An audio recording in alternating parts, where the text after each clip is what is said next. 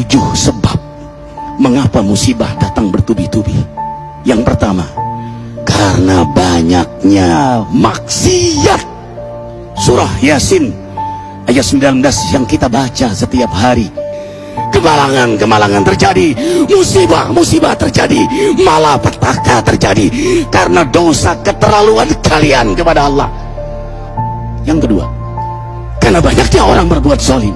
Dengarkan surah Qasas ayat 59. Kami tidak akan menghancurkan satu daerah kecuali para penduduknya banyak berbuat zalim.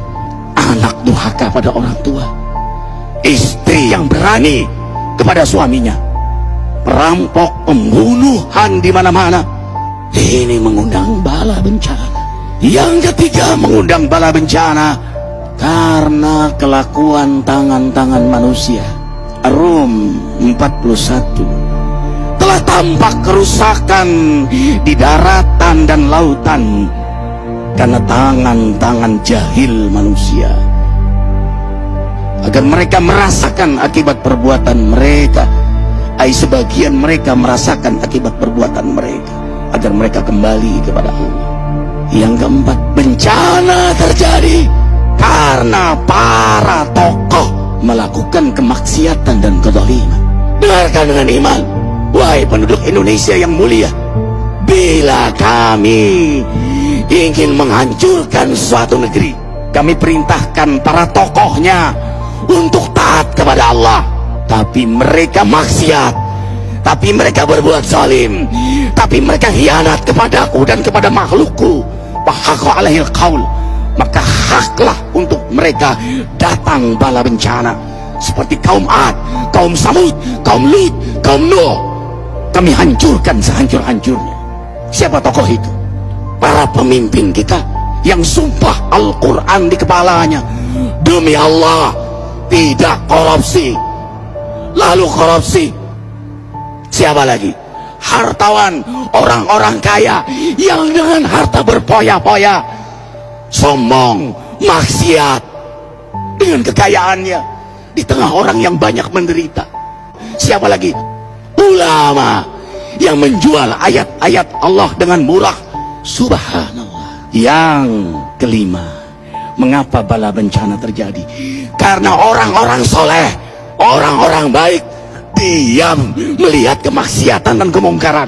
Surah Al-Anfal ayat 25. Takutlah kalian dengan musibah yang tidak hanya menimpa orang yang maksiat, orang yang berbuat zalim, tapi juga kalian orang-orang soleh. Maka masa bodoh dengan kemaksiatan bukanlah sikap seorang mukmin. Amar ma'ruf nahi mungkar adalah amal cerdas. Yang keenam, justru karena rahmat Allah, karena peringatan yang Allah hadirkan agar hadir mahkamah kesadaran kita. Ikhwah, dengarkan dengan iman surah Al-Baqarah ayat 155, 156, 157.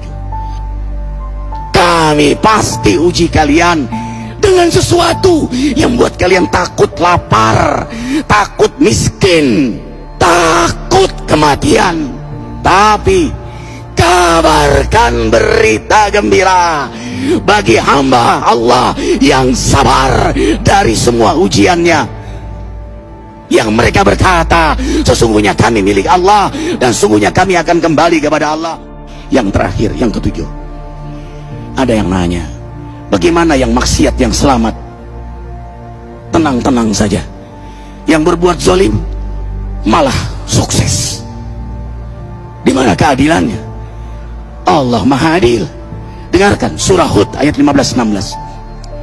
Barang siapa mencari kesenangan dunia, lalu dia menghalalkan semua cara, apa kata Allah? Kami beri, tapi di akhirat tidak mendapatkan secuil pun kenikmatan, malah nikmat di dunianya menjadi bahan bakar azab untuk dirinya. Itulah istidrat. Lalu apa sikap kita sekarang? Orang beriman menjadikan peristiwa apapun sebagai jalan untuk mendekatkan dirinya kepada Allah.